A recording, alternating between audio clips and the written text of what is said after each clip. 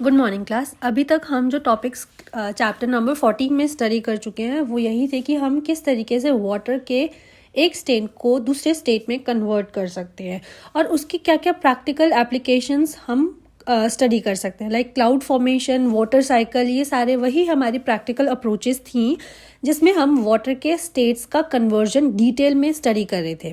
अब हम पढ़ेंगे रेन, थंडर, लाइटनिंग के बारे में, फ्लड्स के बारे में, ड्रॉट के बारे में और वाटर को हम किस तरीके से कंजर्व कर सकते हैं, उन सारे टॉपिक्स के बारे में। So let me ask you a very simple question. क्या आप सब ने कभी भी सी वाटर को टेस्ट किया है? अगर आप में से किसी ने भी सी वाटर को टेस्ट किया है देन यू विल फाइंड कि जो सी वाटर होता है वो सॉल्टी होता है, खारा होता है, पीते हो जब आप उसको। तो इसीलिए सॉल्टी होने की वजह से हम उसको अपनी डे टू डे लाइफ में यूज़ नहीं कर सकते या उसको आप ड्रिंकिंग पर्पस के लिए यूज़ नहीं कर सकते। बट क्वेश्चन इज, एक तो सी में पानी आता कहाँ से है एंड पानी के साथ साथ जो सॉल्ट्स हैं वो कहाँ से आते हैं, that we will discuss in rain. Rain क्या है? बेसिकली जब जो वाटर है क्लाउड्स में, जो मॉइस्चर है वो एटमॉस्फेयर के डस्ट पार्टिकल्स के साथ, स्मोक के साथ और जितनी भी गैसेस हैं उन सारे गैसेस के साथ मिक्स हो जाता है।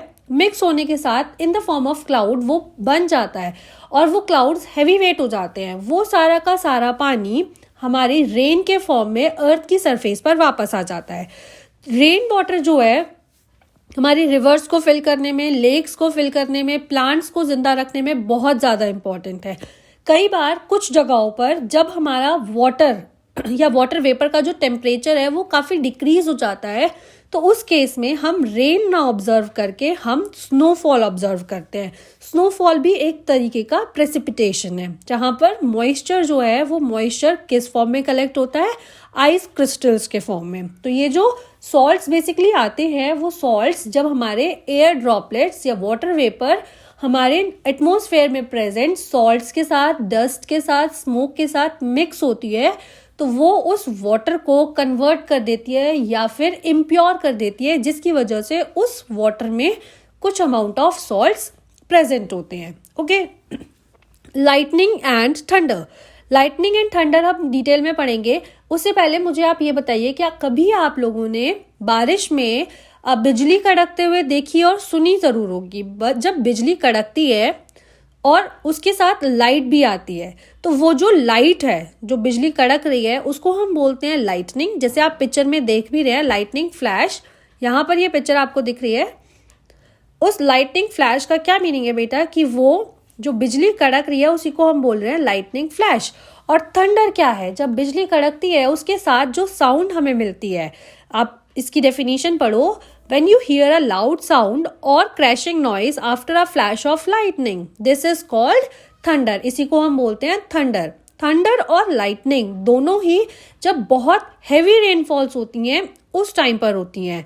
और क्यों होती हैं? बेसिकली क्लाउड्स में कुछ चार्ज प्रेजेंट होता है। वो चार्ज जब हैवीली फ्लो होता है हमारे क्लाउड्स से अर्थ की सरफेस पर तो वो लाइटनिंग और थंडर हमें दिखाई देती है और दिखाई होने के साथ साथ सुनाई भी पड़ती है।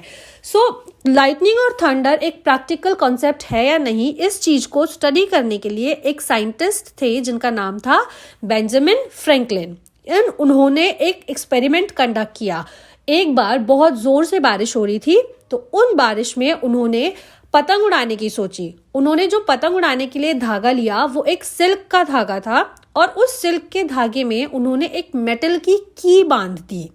तो उस की को बांधने से एक्चुअली हुआ क्या, जब बिजली कड़की, जो बिजली के करंट थे या चार्जेस थे वो मेटल की की से स्ट्राइक हुए, टकराए और टकराने की वजह से उन साइंटिस्ट को एक इलेक्ट्रिक शॉक लगा, जिसकी वजह से वो इस चीज से कंफर्म हो गए कि हमारे जो इलेक्ट्रिक चार्जेस होते हैं या हमारे जो थंडर होती है और लाइटनिंग होती है या क्लाउड्स होते हैं, जब बारिश हो रही होती है तो वहां पर इलेक्ट्रिक चार्जेस का कंटिन्यूअस फ्लो हो रहा होता है। Next topic is flood. हमारे कंट्री में जब रेनफॉल होती है तो उस रेनफॉल का अमाउंट कुछ लिमिटेड होता है, कुछ सर्टेन होता है। मोस्टली जब हमारे यहाँ पर रेनफॉल होती है वो मॉनसून सीजन में होती है, लेकिन अगर मैं यही बोलूँ वही रेनफॉल 7-8 डेज तक कंटिन्यूअस होती रहे बिना रुके, क्या होगा? एक्चुअली जब रेनफॉल होती है तो रेनफॉल का जो पानी होता है, रेन वाटर होता है, वो रेन वाटर सबसे पहले जितने भी हमारे वाटर सोर्सेज होते हैं उन वाटर सोर्सेज को फिल कर देता है। अब वाटर सोर्सेज जब पूरी तरीके से फिल हो गए, पॉन्ड्स, लेक्स, रिवर्स, सी, तो क्या होगा, वो वाटर उनसे ओवरफ्लो करना शुरू कर जाएगा। आपकी गली में, आपके घरों के आसपास हर जगह वाटर ब्लॉकिंग, वाटर क्लॉजिंग स्टार्ट हो जाएगी। तो वो जो वाटर क्लॉजिंग जब स्टार्ट होगी तो वो वाटर अपने एक इनिशियल या जनरल लेवल से इंक्रीज होकर या बढ़कर एक ऐसे लेवल पर पहुंच जाएगा जहां पर आप उसको कंट्रोल नहीं कर पाओगे। तो ये जो सिचुएशन अराइज होती है जहां पर आप रेन वाटर को या रेनफॉल को कंट्रोल नहीं कर पाते हो, उस सिचुएशन को ही आप क्या बोलते हो, फ्लड बोलते हो। फ्लड के जो इफेक्ट्स हैं, इफेक्ट्स मतलब क्या क्या उसके परिणाम हमें देखने के लिए मिलते हैं, that we will discuss ahead. So, now let us discuss the effects of flood. Point 1. Flood causes great damage to crops, animals and humans. Flood जो है वो हमारी क्रॉप्स को, फसल को, हमारे जानवरों को और इंसानों को बहुत ज़्यादा नुकसान पहुंचाती है। Flood water can damage structures such as building. बड़ी बड़ी जो बिल्डिंग्स होती हैं उनको फ्लड वाटर जो है वो डैमेज कर सकता है या फिर नुकसान पहुंचा सकता है। Flood can lead to landslides. जब पहाड़ों में काफ़ी ज़्यादा हैवी रेनफॉल होती है तो उन हैवी रेनफॉल्स की वजह से वहाँ पर वो लैंडस्लाइड हो जाती है। लैंडस्लाइड मतलब ज़मीन का खिसकना। People and animal may drown in flood water and die. जो लोग हैं और जानवर हैं वो बाढ़ में डूब सकते हैं और मर सकते हैं बाढ़ के पानी में। Flood can cause shortage of food crops, क्योंकि खेतों में तो पानी भर जाता है तो इसीलिए जो फ्लड्स हैं वो हमारे लिए फूड क्रॉप्स की शॉर्टेज कर देती हैं। शॉर्टेज मतलब कमी कर देती हैं, क्योंकि पूरी की पूरी फसल जो है वो नुकसान हो जाती है। Unhygienic conditions cause due to flood can lead to spread of waterborne diseases like cholera and typhoid. क्या होता है बेसिकली, जब फ्लड्स होती हैं तो फ्लड्स में जो पानी होता है वो काफ़ी दिनों तक एक ही जगह पर इकट्ठा होकर रखता है। तो उस पानी के इकट्ठा हो जाने की वजह से हमारा जो आसपास का एरिया है वहाँ पर बहुत ज़्यादा गंदगी फैल जाती है और उस गंदगी के फैलने की वजह से बहुत सारी अलग अलग डिजीज़ेज़ हो जाती हैं जो वाटर से होती हैं। उन डिजीज़ से हमें बहुत ज़्यादा नुकसान होता है। कौन कौन सी होती हैं वो डिसीजेज़? कॉलेरा और typhoid. Scarcity of drinking water may occur as the water gets contaminated. Scarcity is किसी चीज़ की कमी होना। तो यहाँ पर हमें ड्रिंकिंग वाटर की कमी हो जाती है, पीने के पानी की, जिसकी वजह से, क्योंकि जो पानी है वो गंदा हो जाता है। ठीक है, तो ये सारे इफ़ेक्ट्स थे फ्लड के। Coming up next is drought. What is actually drought? Drought का मीनिंग होता है बेटा सूखा पड़ना। अगर किसी एरिया में बहुत लंबे टाइम तक बारिश ना पड़े तो उस कंडीशन में उस एरिया में क्या पड़ सकता है? सूखा पड़ सकता है। सूखा पड़ना is this like this only कि वहाँ पर काफ़ी दिनों से बारिश नहीं पड़ी है, वहाँ की जो वाटर बॉडीज़ है वो फुलफिल नहीं हो पाई है, वहाँ की जो लैंड है उसको अपना मॉइस्चर और वाटर वापस नहीं मिला है। Drought is a extended period of months और years when region does not receive rainfall. किसी भी एरिया में जब काफ़ी लंबे समय तक बारिश ना पड़े तो वहाँ पर कौन सी सिचुएशन अराइज होती है? ड्रॉट की सिचुएशन। बहुत सारा नुकसान और हमारी ज़िंदगी को हार्म कर सकती है ड्रॉट। किस तरीके से? इफ़ेक्ट्स में स्टडी करते हैं। यहाँ पर ये ड्रॉट्स के इफ़ेक्ट्स हैं।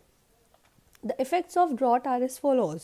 The crop yield become less. जो हमारी फसल होती है वो फसल कम उगने लगती है, क्योंकि अगर पानी हमें प्रॉपरली नहीं मिलेगा तो फसल भी हम अच्छे से नहीं उगा पाएंगे। The soil dries up as it continues to lose water by evaporation. जो मिट्टी है वो मिट्टी पूरी तरीके से सूख जाती है। आप देख रहे हो यहाँ पर पिक्चर में मिट्टी जो है वो किस तरीके से सूख कर छोटे छोटे पार्ट्स में ब्रेक हो गई है। तो ये कौन सी सिचुएशन होती है? ये ड्रॉट की सिचुएशन होती है। ठीक है। लैक ऑफ वाटर में cause death of live stock. जो हमारे जानवर होते हैं, अगर ह्यूमन बींग्स की बात करें, जानवरों की बात करें, उन्हें काफ़ी दिनों तक पानी नहीं मिलेगा तो व्हाट विल हैपन? वो मर जाएंगे। वाटर शॉर्टेज में cause death of people living in drought area. जब ड्रॉट एरिया में जो लोग रह रहे होते हैं, अगर उनके पास वाटर शॉर्टेज हो जाती है तो वो भी मर सकते हैं, क्योंकि उनके पास ना तो खाना होगा ना पानी होगा, जिसकी वजह से वो लोग मर जाएंगे। फूड एंड फॉडर, खाना और जानवरों के लिए खाना जो है वो कम हो जाएगा और जिसकी वजह से वहाँ के लोग माल नरिश्ड हो जाएंगे या माल न्यूट्रिशन का शिकार हो जाएंगे। डिहाइड्रेशन हो जाएगा। डिहाइड्रेशन इज पानी की कमी होना, और पानी की कमी के अलावा सूखा पड़ने की वजह से जो और दूसरी बीमारियां होती हैं वो भी उन सबको लग जाएंगी। People of drought affected areas में migrate due to lack of alternative food. कई बार क्या होता है, जिस एरिया में सूखा पड़ा होता है तो लोग उस जगह को छोड़कर कहीं और शिफ्ट हो जाते हैं ताकि उनको खाने और पानी की वजह से वो लोग मर ना जाएं, जिसकी वजह से जो आसपास के एरियाज हैं उन पर अचानक से बहुत सारे लोगों का प्रेशर बढ़ जाता है। ठीक है, next is conservation of water. Conservation का मीनिंग क्या होता है? कंजर्वेशन का मीनिंग होता है किसी चीज़ को बचाना। तो यहाँ हम वाटर कंजर्वेशन की बात कर रहे हैं। वाटर कंजर्वेशन क्यों इम्पॉर्टेंट है? क्योंकि ये तो हमने पढ़ लिया कि अर्थ की सरफेस पर 3/4 ऑफ वाटर प्रेजेंट है, लेकिन वो उस वाटर में से कितना वाटर पोर्टेबल वाटर है? तो अगर हम उस पोर्टेबल वाटर की बात करें तो वो सिर्फ 0.01% है। इसीलिए हमें वाटर को कंजर्व करने की नीड जो है वो बहुत ज़्यादा है। तो हम किस तरीके से कंजर्व कर सकते हैं वाटर को? जैसे सपोज कीजिए आपको नहाना है, तो हम नहाने में 3 बकेट्स 4 बकेट्स रनिंग वाटर के अंडर हम नहाते हैं और उस पानी को वेस्ट होने देते हैं। तो हम क्या करें, हम अपने बकेट्स को कंट्रोल करें, शावर ना लें, शावर में भी काफ़ी ज़्यादा पानी वेस्ट होता है। और जो पानी साफ़ है, जैसे सपोज़ कीजिए आपकी बकेट में नहाते वक्त पानी बच गया है, तो आप उसे फेंके नहीं, आप उसको किसी और पर्पस में, कपड़े धोने के पर्पस में या किसी और चीज़ के लिए, वॉशरूम वगैरह में यूज़ करने के लिए यूज़ कर सकते हैं। आप जब ब्रश कर रहे हो तो आप ब्रश करते हुए अपने टैप को ओपन ना रखें। आपको जब ब्रश करना हो या जब कुल्ला करना हो तभी सिर्फ आप टैप को ऑन करें, अदरवाइज आप टैप को ऑफ कर दें। टॉयलेट को अननेसेसरीली फ्लश करना बंद करें, क्योंकि उसमें भी बहुत ह्यूज अमाउंट ऑफ वाटर जो है वो लॉस होता है। Turn off the taps immediately after use. जब आप टंकी को यूज़ नहीं कर रहे हैं, टंकी से आने वाले पानी को यूज़ नहीं कर रहे हैं, तो आप उस पानी को इमीडिएटली बंद कर दें। Adopt rain water harvesting. Rain water harvesting क्या होता है बेटा? रेन वाटर हार्वेस्टिंग होता है किसी भी तरीके से बारिश के पानी को स्टोर कर लेना, और स्टोर करने के बाद उस वाटर को प्योरीफाई करके अच्छे पर्पसेस के लिए या किसी भी काम के लिए घर में यूज़ करना। तो लास्ट